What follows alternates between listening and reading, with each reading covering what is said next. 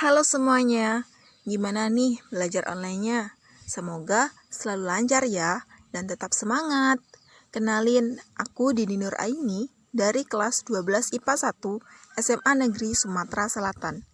Di podcast pertama ini, aku akan membagikan informasi tentang masa Orde Baru atau yang biasa kita sebut dengan istilah Orba. Baiklah, Orde Baru merupakan sebutan yang diberikan kepada masa pemerintahan Presiden Republik Indonesia yang kedua. Masa ini merupakan kejayaan bagi pemerintahan Presiden Soeharto dalam memimpin negara Indonesia dengan cara menggantikan Orde Lama, yaitu masa pemerintahan Presiden Soekarno. Peristiwa pemindah tangan jabatan ini terjadi pada tahun 1966. Jadi, masa Orde Baru itu dimulai dari tahun 1966 sampai dengan 1998, kurang lebih selama 30 tahun ya teman-teman. Awal dari lahirnya Orde Baru sendiri adalah ketika Presiden Soekarno menyerahkan mandatnya kepada Jenderal Soeharto melalui Surat Perintah 11 Maret atau yang biasa kita sebut dengan istilah Super Semar.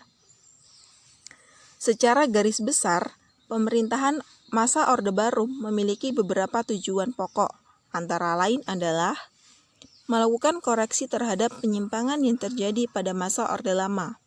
Kemudian, penataan kembali seluruh aspek kehidupan rakyat, bangsa, dan negara Indonesia, serta menerapkan Pancasila dan Undang-Undang Dasar 1945 secara murni dan konsekuen. Setelah berjalan kurang lebih 32 tahun, tentunya ada kelebihan serta kekurangan dari masa Orde Baru sendiri ya teman-teman. Kelebihannya adalah pada tahun 1966 terjadi peningkatan gross domestic product per kapita Indonesia dari 70 US dollar menjadi 100 US dollar.